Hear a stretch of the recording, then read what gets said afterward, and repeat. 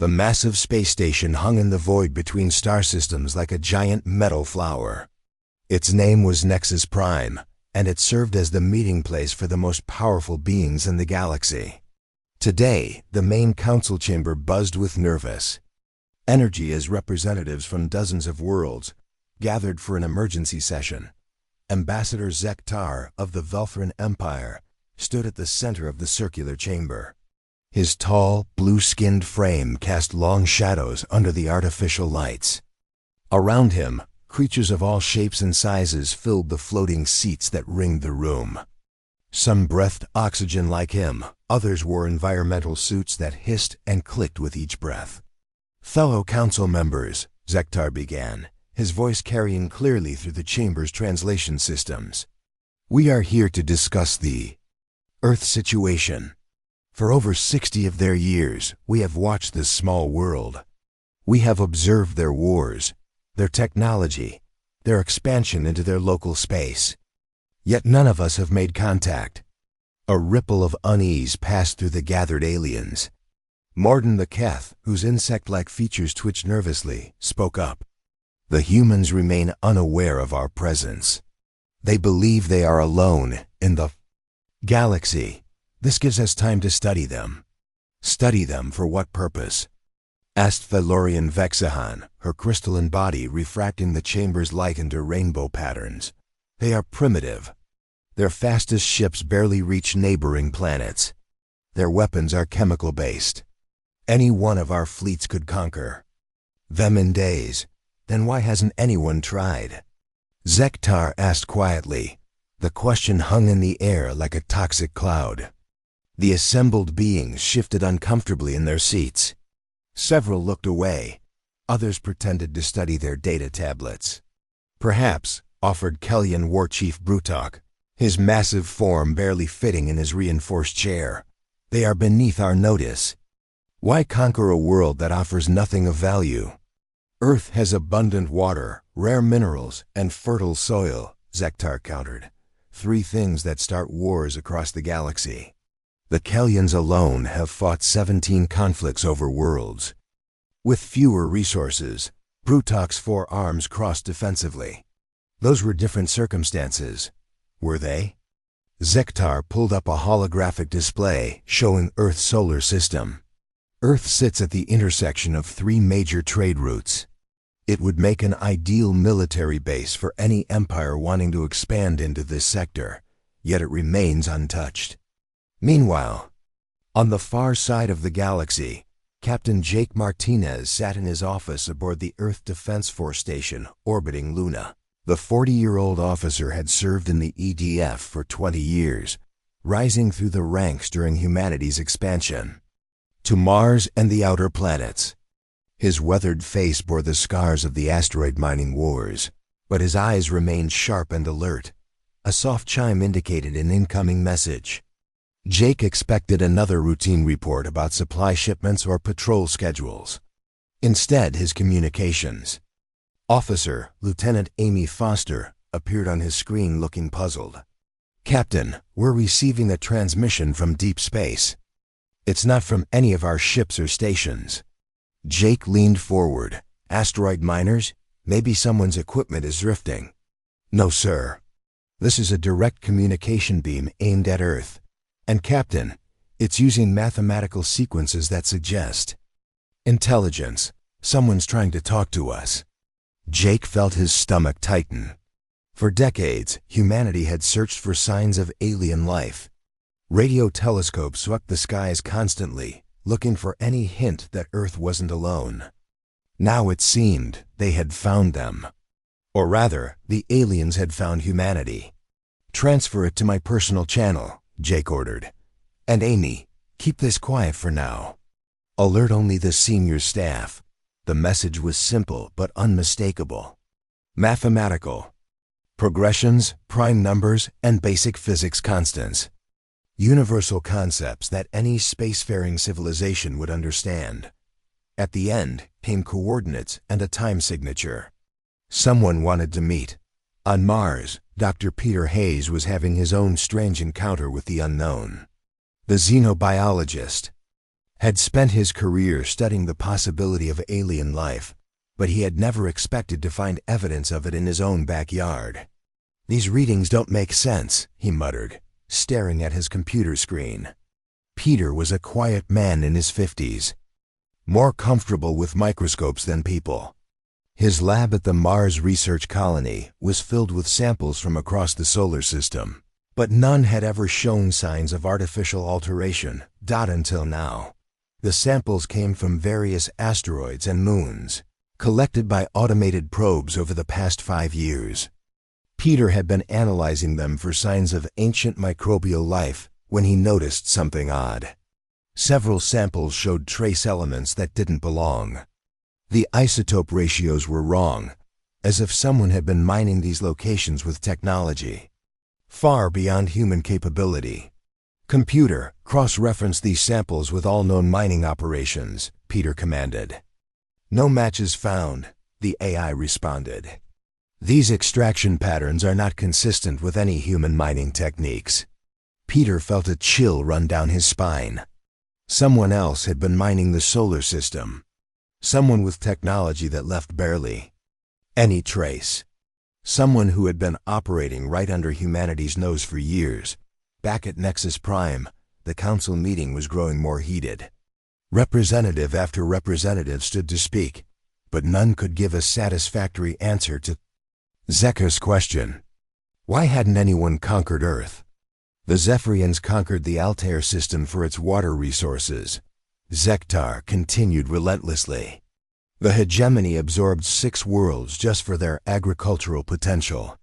The Void Hunters destroyed entire civilizations for sport. Yet Earth, with all its resources and strategic value, remains untouched. "Perhaps," suggested Mordun carefully, "we should consider the possibility that Earth is protected." "Protected by whom?" Zektar demanded. "Our deep space monitors show no advanced civilizations in that sector. No defense platforms, no hidden fleets. Just humans and their primitive spacecraft." "Maybe that's the point," whispered Vexahan. "Maybe we're not seeing the whole picture." The chamber fell silent. The implications of her words hung heavy in the recycled air. If Earth was protected, who was protecting it? And why, Lieutenant Amy? Foster was asking herself similar questions as she monitored Earth's communications networks from her post on Luna. Over the past week, she had detected several unusual signals from deep space. Not the crude mathematical sequences of first contact, but sophisticated data streams that seemed to be scanning Earth's electronic infrastructure. "They're learning about us," she realized with growing alarm. "Someone's been watching us for a long time." Amy was 28, a communications expert who had joined the EDF straight from college. She had always dreamed of making first contact with aliens, but now that it was happening, she felt only fear. The signals she was detecting suggested a level of technology far beyond anything humans possessed. "Captain Martinez needs to see this," she said, preparing another urgent report. Captain Jake Martinez was already dealing with his own crisis. The coordinates from the alien message had led to a location in the asteroid belt, but when EDF ships arrived, they found something unexpected. The asteroids in that region had been arranged in a pattern, not naturally, but deliberately. Someone had moved rocks the size of mountains to create a message, visible only from space. The message was simple but terrifying in its implications. It was a star map showing Earth's location, with lines connecting it to dozens of other worlds. Worlds that, according to human astronomy, were dead and lifeless. "Sir," reported Commander Lisa Brooks from the lead scout ship, "we're detecting artificial structures on several of these asteroids. They're old, maybe centuries old, but they're definitely not natural." Jake stared at the data flowing across his screens. Someone had been in the solar system for a very long time. Someone who knew about Earth and humanity's place in the galaxy. Someone who had been watching and waiting. "Brooks, get your team back to base immediately," Jake ordered. "And Lisa, this stays classified until we know what we're dealing with." As the human ships retreated from the asteroid belt, none of them noticed the small probe that detached from one of the arranged asteroids. The probe was no larger than a dinner plate, but it contained technology that would have amazed human scientists. It followed the EDF ships at a safe distance, recording everything. The probe's data stream reached Nexus Prime within hours. Zektar received the transmission in his private quarters, away from the council chamber's political theater. What he saw confirmed his worst fears. The humans were reacting exactly as predicted. They were cautious, methodical, and showed no signs of panic despite discovering they were not alone. Even more disturbing, they were already implementing security protocols and treating the situation as a potential threat. "They're dangerous," Zektar whispered to himself. "More dangerous than we thought." The galaxy's most powerful beings were afraid of a species that couldn't even travel to other star systems. But Zektar was beginning to understand why. Humanity's response to the unknown wasn't aggression or submission. It was careful, calculated preparation that terrified him more than any weapon. 3 weeks after the first alien messages reached Earth, a massive ship appeared at the edge of the solar system. It was unlike anything humans had ever seen, shaped like a flowing river of metal and light. The vessel was 10 times larger than Earth's biggest space station, yet it moved with the grace of a dancer. Captain Jake Martinez stood on the bridge of the newly constructed Earth space station Unity, watching the alien ship approach through the main viewing port. His hands were steady, but his heart raced. Today would mark the first official meeting between humanity and an alien civilization. "They're requesting permission to dock," reported Lieutenant Amy Foster from her communications station. "Their translator systems are already learning our language. They seem very polite, sir." "Too polite," muttered Commander Lisa Brooks, who stood beside Jake. Lisa was a career military officer with sharp instincts for danger. Something about the aliens' behavior bothered her, though she couldn't put her finger on what. "What do you mean?" Jake asked. "Look at their approach pattern," Lisa pointed to the tactical display.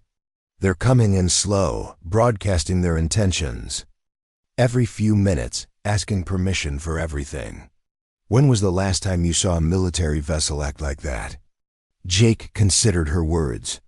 The alien ship clearly had advanced technology. Its energy readings were off the charts, and its hull material was unlike anything human science had encountered. Yet they were approaching Earth like nervous diplomats rather than conquerors. Admiral Frank Cooper joined them on the bridge.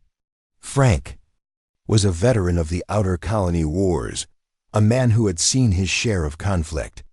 His weathered face showed the strain of the past few weeks as Earth's government struggled to prepare for first contact. "The diplomatic team is ready," Frank announced.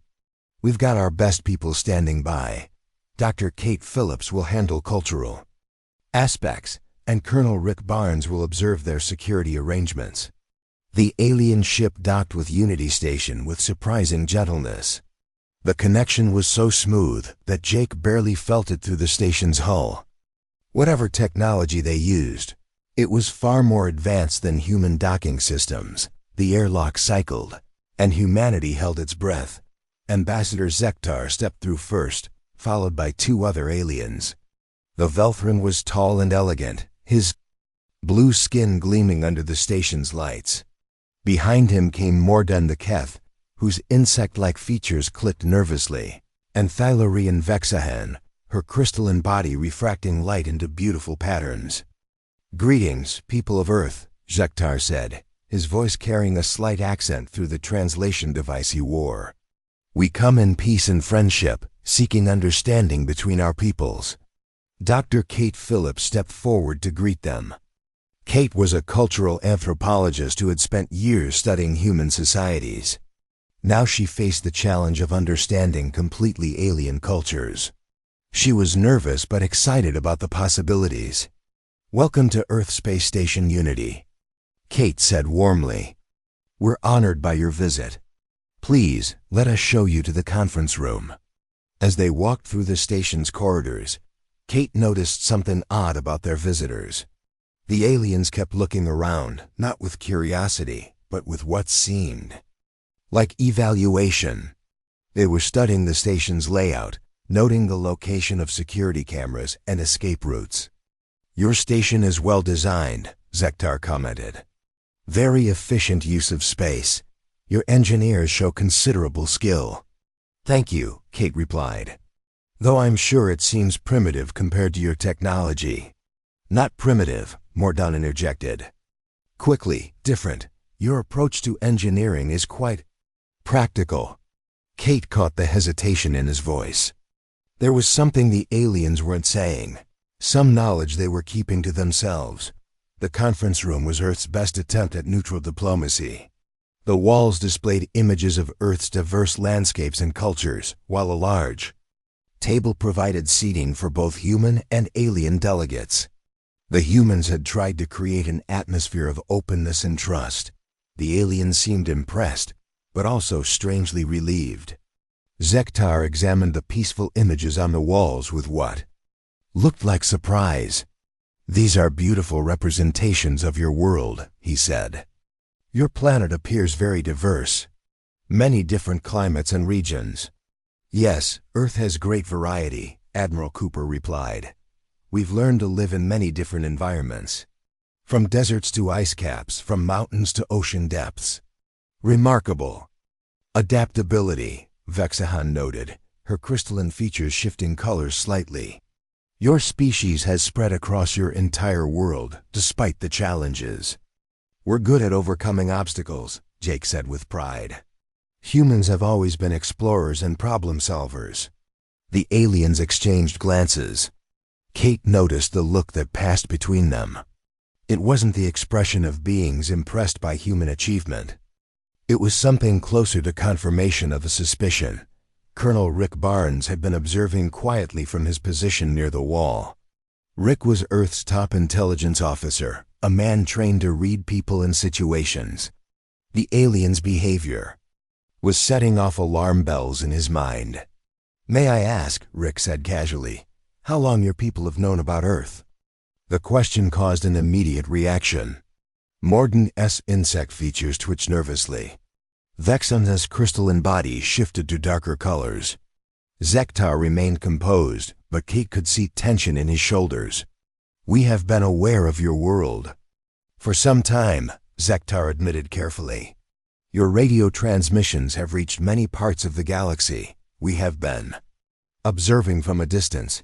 "How long?" Rick pressed gently. "Perhaps a century of your years," Morden said reluctantly. "We wanted to understand your civilization before making contact."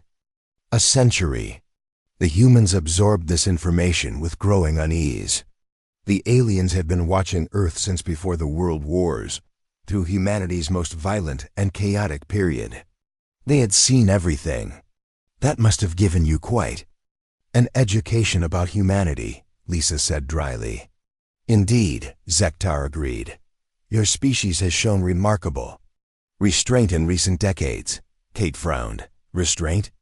"Your conflicts have become more limited," Vexahan explained. "Despite possessing weapons of great destruction, you have chosen not to use them at full capacity. This shows wisdom." The room fell silent. The humans looked at each other with growing confusion. The aliens were praising humanity for not destroying itself, but their tone suggested this was somehow unusual or unexpected. "Don't most civilizations learn to control their destructive impulses?" Dr. Phillips asked. "Most civilizations either never develop such weapons or use them immediately," Morden said quietly. "Very few species show the ability to create massive destruction and then simply choose not to use it." Agent Carol Stone, who had been reviewing intelligence reports in the background, looked up sharply.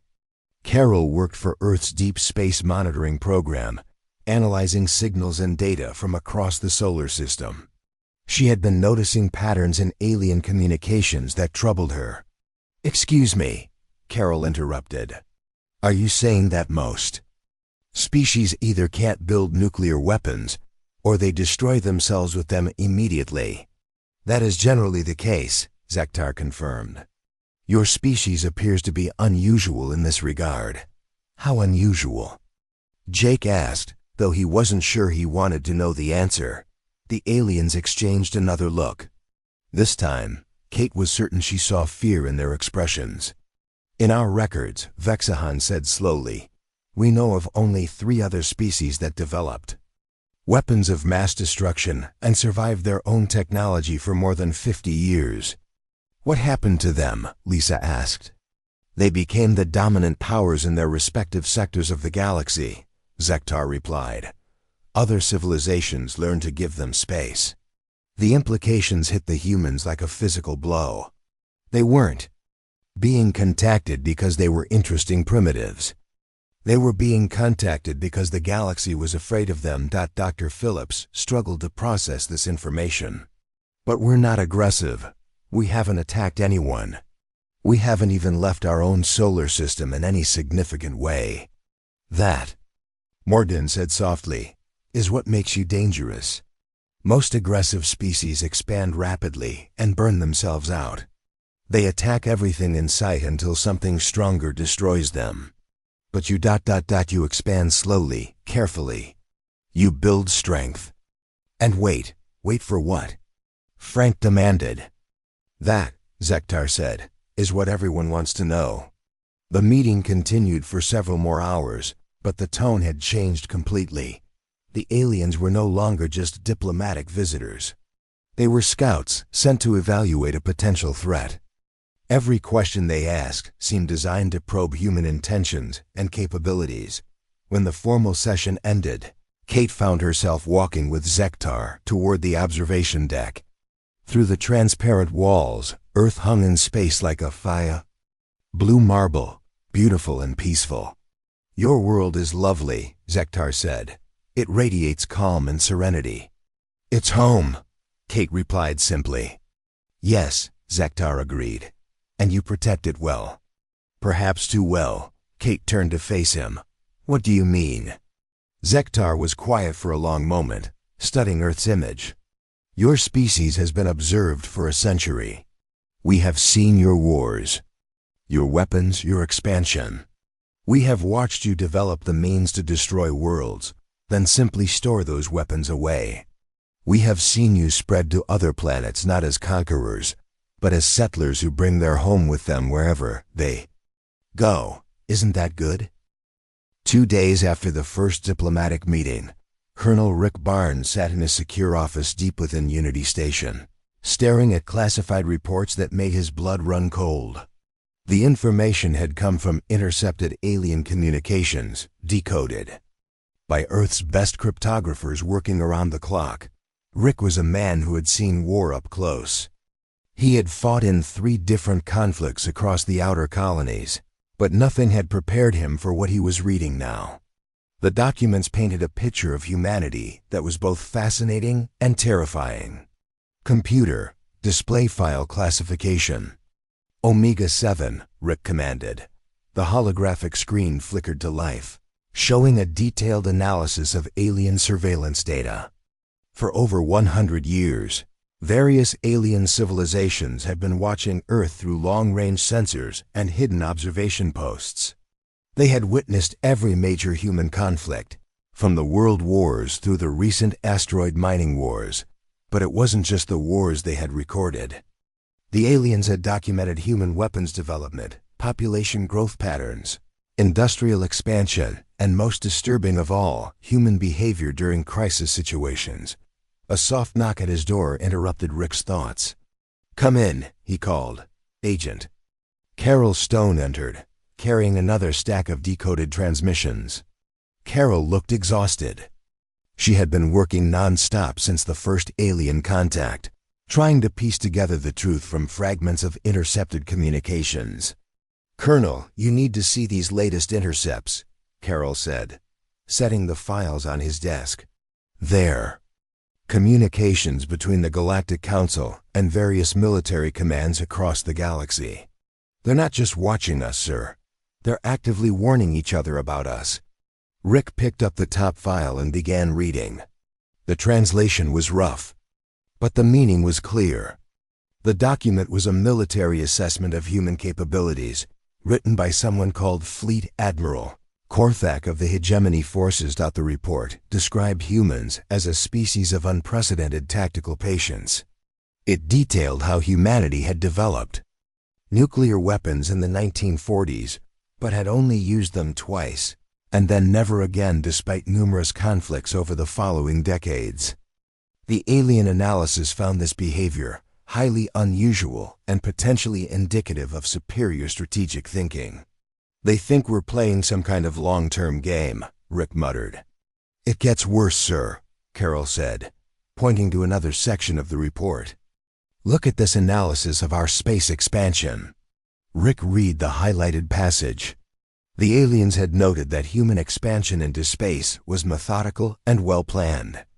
Unlike most species that rush to claim territory, humans established supply lines, communication networks, and defensive positions at each step. Even more concerning to the aliens, humans had established hidden weapons caches and backup facilities on seemingly unimportant asteroids and moons. "They think we're preparing for something," Rick realized. "The question is, preparing for what?" Carol asked. Meanwhile, in the station's diplomatic quarters, Dr. Kate Phillips was having her own disturbing conversation with Ambassador Zektar. The alien had requested a private meeting, claiming he wanted to discuss cultural exchange programs. But as they sat in Kate's small office, his questions seemed focused on much darker topics. "Dr. Phillips," Zektar said carefully, "I hope I may speak frankly with you." "Of course," Kate replied, though something in his tone made her nervous.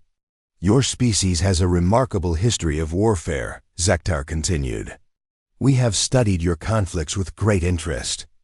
The scale of destruction you achieved in your world wars was impressive." Kate shifted uncomfortably in her chair. "Those were dark times in human history. We've learned from our mistakes." "Have you?" Zektar asked quietly. "Or have you simply become more careful about when and how you apply violence?" The question hung in the air like a threat.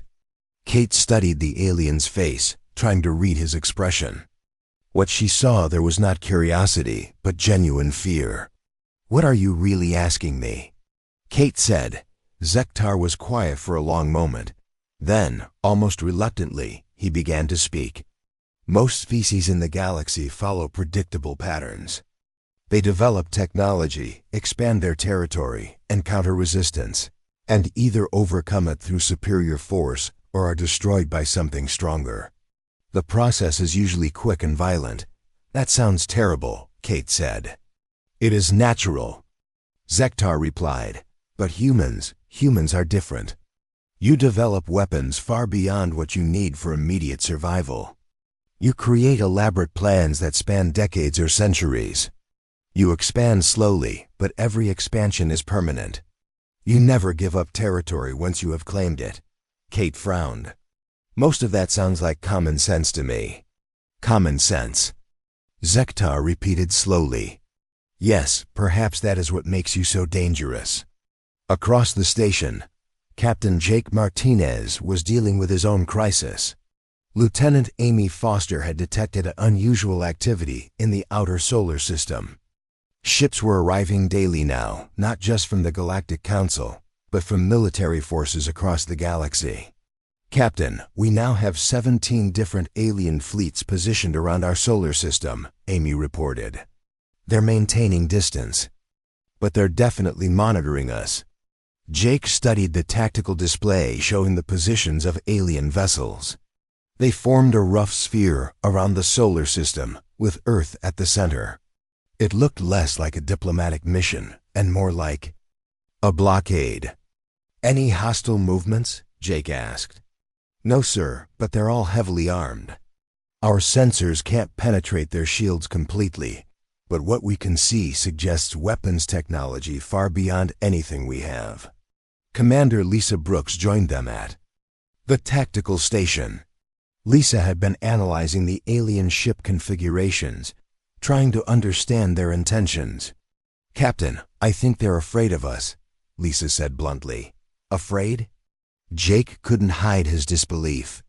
They have weapons that could destroy our entire fleet without breaking a sweat. That's just it, Lisa explained. Look at their formation. They're not positioned to attack. They're positioned to contain. They're not here to destroy us. They're here to make sure we don't leave. The implications of Lisa's words were staggering. Earth wasn't being welcomed into the galactic community. It was being quarantined. Back in his office, Colonel Rick Barnes was putting together pieces of a puzzle that painted an increasingly disturbing picture.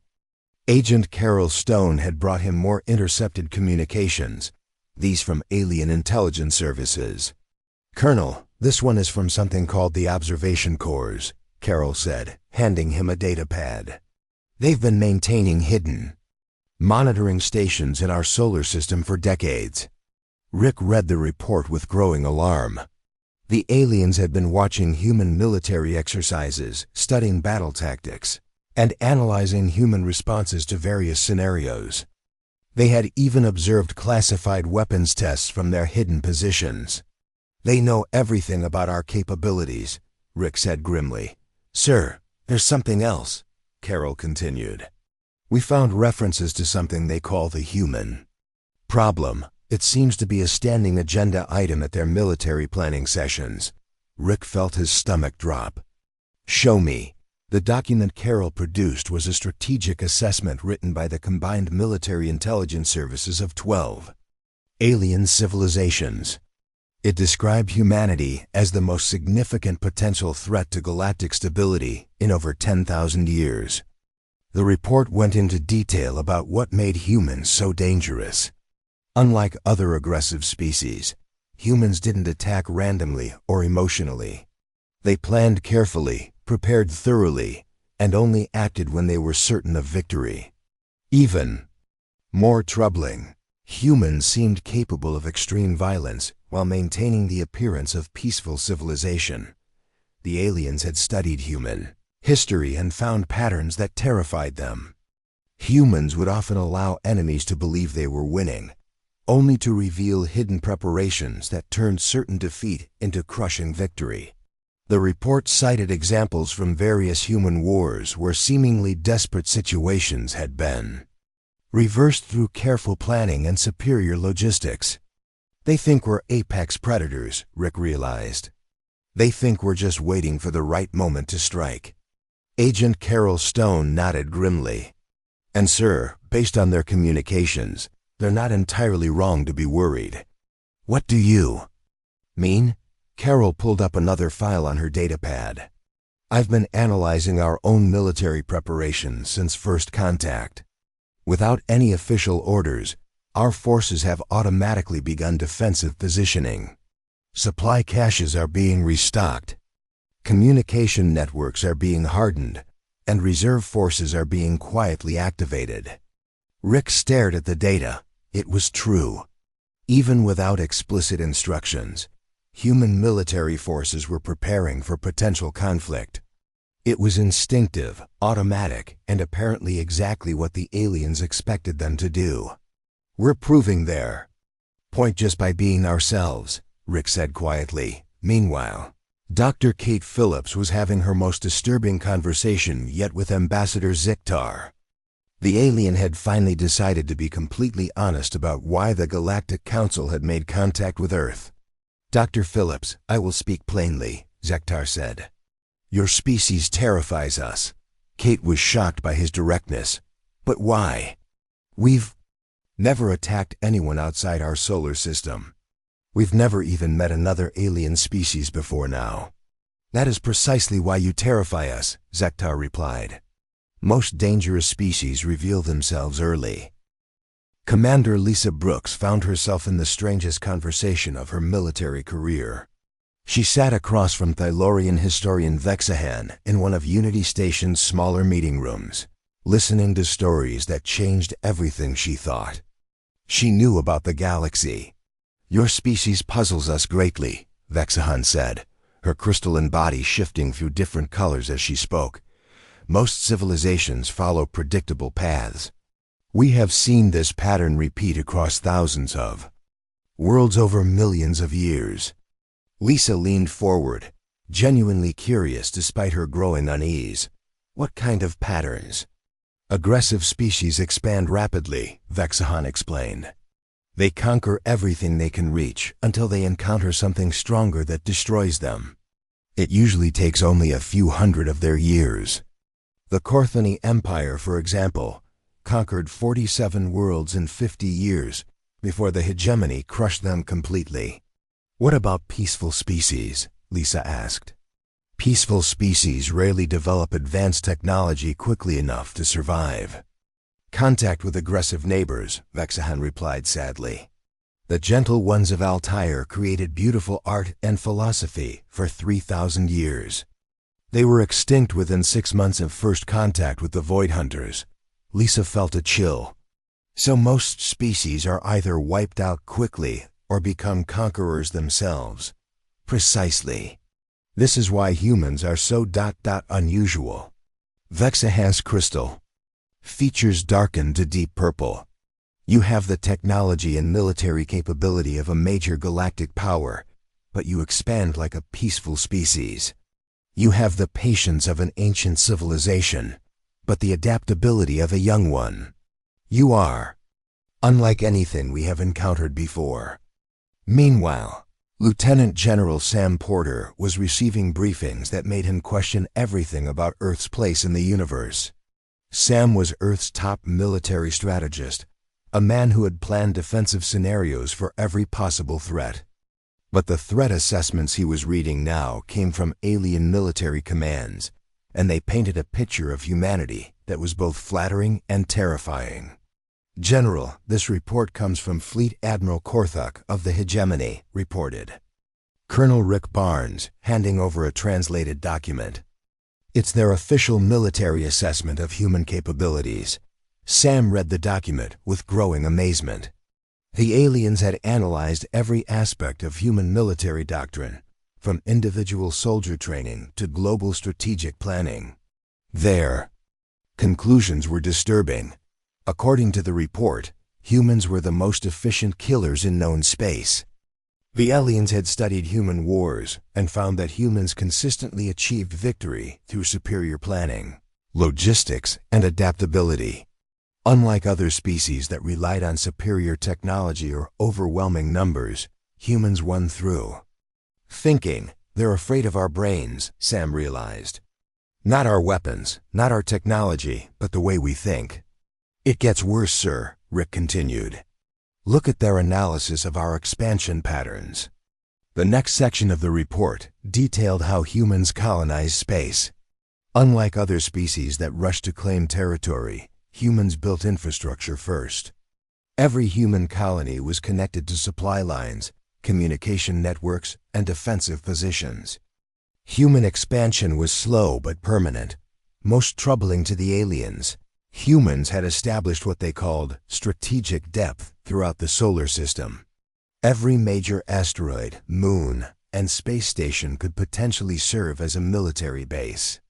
The aliens couldn't tell which installations were civilian and which were military because humans had built everything to serve dual purposes. They think we've been preparing for galactic war since we first left Earth, Sam said grimly. Have we?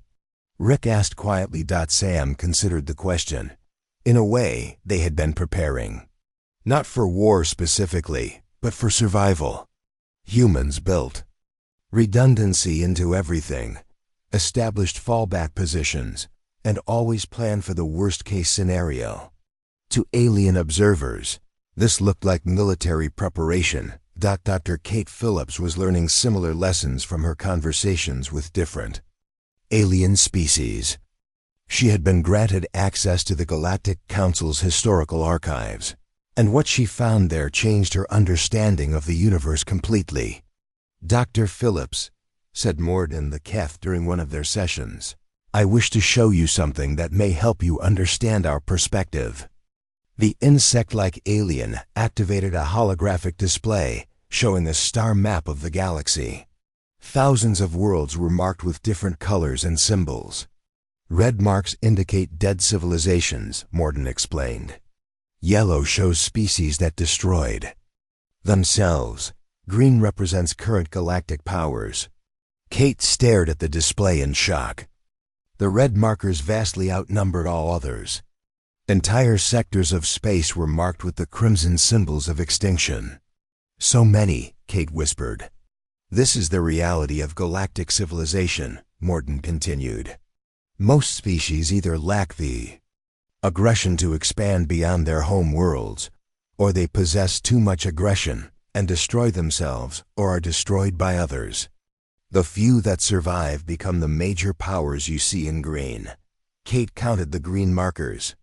There were only 12 major galactic civilizations spread across millions of star systems. Now, Morton said, highlighting a small section of the map, this is where humanity fits.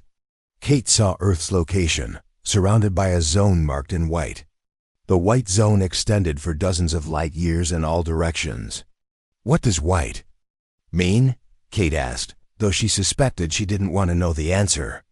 White indicates species with unknown intentions and capabilities deemed too dangerous to contact, Morton replied. There are only 4 such zones in the entire galaxy. Kate felt the blood drain from her face. 4. The other 3 are controlled by species that became galactic superpowers through conquest and destruction. The hegemony conquered its way to dominance over 12,000 years. The Void Hunters destroyed everything in their path for 5,000 years before other species learned to avoid them. The Eternal Empire has existed for over 50,000 years and rules through fear. And the 4th zone? Humanity. A species we have observed for 100 years that has shown the capability for massive destruction but has chosen restraint. A species that expands methodically and builds permanent settlements. A species that appears peaceful but maintains the infrastructure for galactic war. Kate stared at the star map, finally understanding the magnitude of the situation. Earth wasn't just another world to the galaxy. It was classified as a potential superpower, a threat on the same level as civilizations that had conquered thousands of worlds. Agent Carol Stone was making equally disturbing discoveries in the intelligence file she had been analyzing. The aliens hadn't just been watching human wars and expansion. They had been studying human psychology, trying to understand what made this species so dangerous. Colonel Barnes, Carol called out as she burst into Rick's office. You need to see this immediately. Rick looked up from his own pile of classified documents. What now? I found psychological profiles, Carol said, spreading datapads across his desk. The aliens have been analyzing human behavior patterns for decades. They've identified what they consider the most dangerous aspects of human psychology. Rick picked up one of the reports and began reading. It was written by something called the Xenopsychology Institute, apparently a galactic organization dedicated to understanding alien minds. The report identified several human traits that the aliens found particularly threatening. Humans were noted for their ability to work together despite major differences in culture, religion, and politics. They could maintain complex alliances across vast distances and time periods. Most disturbing to the aliens, humans seemed capable of planning operations that spanned multiple generations. They think we're a hive mind, Rick realized. They can't understand how we coordinate so effectively despite being individuals. There's more, Carol continued. Look at their analysis of human warfare. The next document detailed how humans fought wars. Unlike other species that used overwhelming force or advanced technology, humans fought with intelligence and adaptability. They studied their enemies, learned their weaknesses, and then exploited those weaknesses with ruthless efficiency. The aliens had noted that humans rarely won through superior strength. Instead, they won by understanding their opponents better than their opponents understood them. Human military history was filled with examples of smaller, weaker forces defeating larger, stronger ones through superior strategy and planning. They think we're apex predators who hunt by studying our prey, Rick said quietly. And Colonel, Carol added, they're not entirely wrong.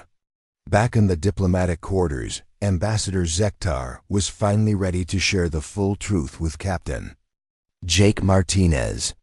The two leaders sat alone in Jake's quarters, away from the formal meetings and diplomatic protocols. Captain Martinez, Zektar said heavily, I must tell you something that will change everything between our species. Jake poured 2 cups of coffee, a human custom that Zektar had surprisingly taken to. I'm listening. The Galactic Council did not contact Earth out of friendship or curiosity, Zektar began. We contacted you because we had to. Because ignoring you was no longer an option. What do you mean? Zektar was quiet for a long moment, staring into his coffee cup. Your species has reached what we call the threshold of concern. President Michelle Carter stood at the podium in the main assembly hall of Unity Station, looking out at the most important gathering in human history. Representatives from Earth's major nations sat alongside delegates from 12 alien civilizations. The tension in the room was thick enough to cut with a knife. Michelle had been president for 6 years, leading Earth through the challenging period of outer colony expansion and the asteroid mining wars. She was known for her calm demeanor and careful diplomacy. But nothing in her experience had prepared her for this moment. Ladies, gentlemen, and honored guests from across the galaxy, Michelle began, her voice steady despite the weight of the moment. We are here today because we have discovered something troubling. We have learned that our two peoples have been operating under very different assumptions about each other. Ambassador Zektar sat in the front row with the other Galactic Council members. His blue features showed the strain of the past weeks. The careful diplomatic dance was over. Now came the time for truth, no matter how uncomfortable. For the past month, Michelle continued, we have been learning about the galaxy's perspective on humanity. We have discovered that Earth is not considered a primitive backwater world, as we assumed. Instead, we are classified as a potential galactic superpower and viewed as one of the most dangerous species in known space. A murmur ran through the human delegates. Many were hearing these details for the first time. The full scope of the situation had been kept classified while Earth's leaders tried to understand the implications. Today, we must address this misunderstanding directly, Michelle said, because the future of both our species and galactic civilization may depend on getting this right.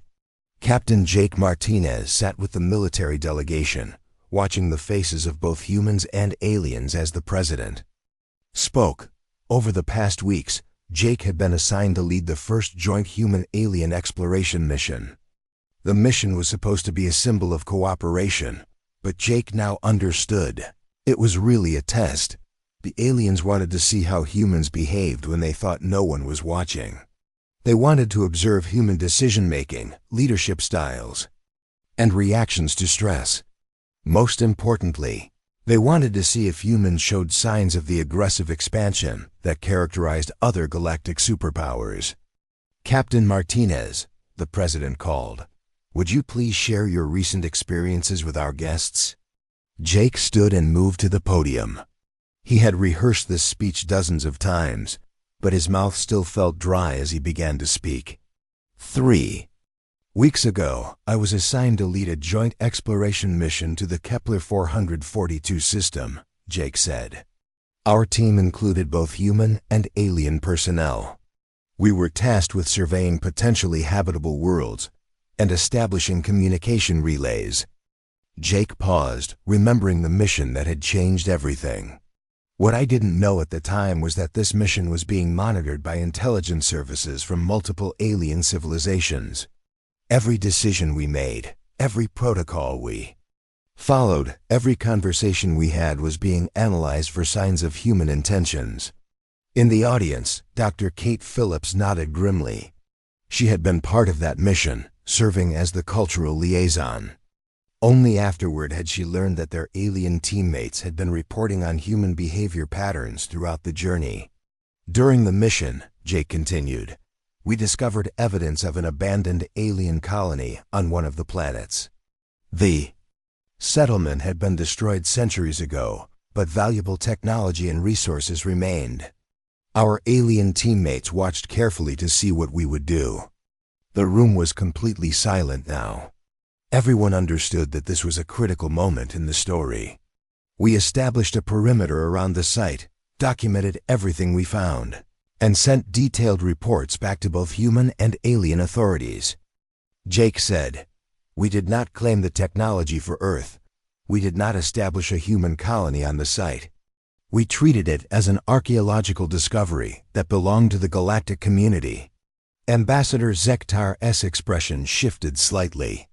This had been the moment that convinced many aliens that humans might be different from other species they had encountered. Most species would have claimed that world immediately, Jake explained. They would have seen it as an opportunity to gain advanced technology and establish a strategic outpost. But humans, we saw it as someone else's tragedy that deserved respect. Dr. Peter Hayes stood up from his seat among the scientific delegation. Peter had spent the past month analyzing the data from that mission and others like it. His findings had become crucial to understanding the human-alien relationship. "If I may add to Captain Martinez's report," Peter said, moving to join Jake at the podium. "We have since learned that similar test scenarios have been occurring throughout human space for the past decade. Unknown to us, alien observers have been monitoring how we handle various situations." Peter activated a holographic display showing a map of human space. Dozens of locations were marked with indicators showing different types of alien observation. They watched us discover ancient artifacts on Europa and turned them over to international scientific committees.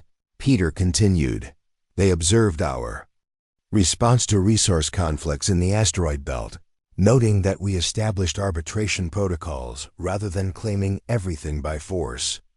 They monitored our treatment of isolated colony populations, documenting that we provided aid rather than demanding tribute. The pattern was clear. Humans consistently chose cooperation and careful planning over immediate gain and aggressive expansion. To alien observers, this looked like either genuine restraint or sophisticated long-term strategy." Agent Carol Stone rose from her position with the intelligence delegation. Carol had been working around the clock to decode alien communications and understand their perspective on human behavior. "Our analysis of alien intelligence reports reveals a disturbing pattern," Carol announced. "Every peaceful action we take is interpreted as evidence of strategic patience. Every humanitarian mission is seen as an attempt to win allies for future conflicts. Every scientific collaboration is viewed as an intelligence-gathering operation." The implications were staggering.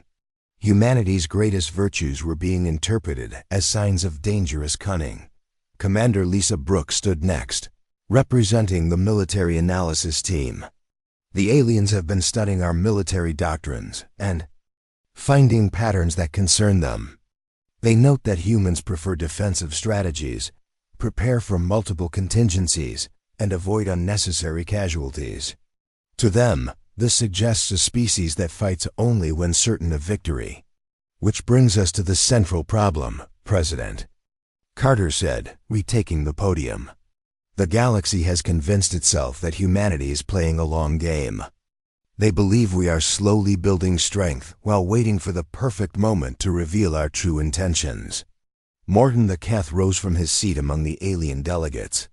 His insect-like features showed signs of nervousness, but his voice was steady.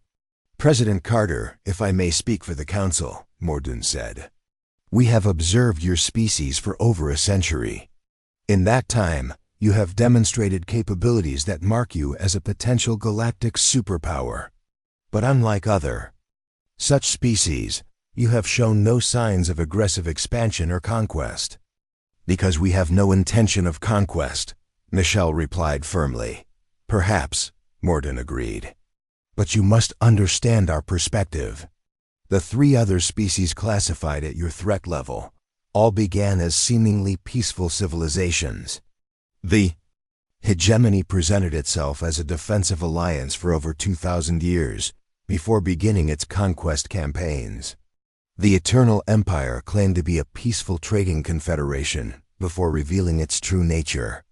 Thalurian Vexahan's crystalline form shifted to deep blue as she stood to address the assembly. Your species possesses all the characteristics of our most dangerous civilizations. You work together despite vast differences in culture and belief. You plan operations across multiple generations. You build infrastructure that serves both civilian and military purposes. You expand slowly but permanently. And most frightening, Ambassador Zektar added, standing as well, you wait.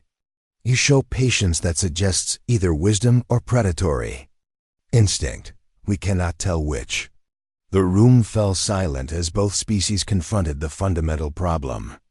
Humans were being judged not by their actions, but by their capabilities and behavioral patterns. The very traits that made them successful survivors were the same traits that the galaxy associated with apex predators. Dr. Kate Phillips rose to address both groups. Perhaps the issue is not whether humans are dangerous, but whether that danger can be channeled positively. Every species capable of great destruction is also capable of great creation. That is our hope, Zektar replied. It is why we chose contact over containment. We wish to understand if human restraint is genuine or strategic. President Carter nodded thoughtfully. Then let me be completely clear about human intentions. We do not seek to conquer the galaxy. We do not wish to impose our will on other species. We want to explore, learn, and build relationships with our neighbors. But, she continued, her voice growing firm, we will not be defenseless. We will not allow ourselves to be victims. If threatened, we will defend ourselves with every capability at our disposal. The honesty of her statement seemed to resonate with both humans and aliens.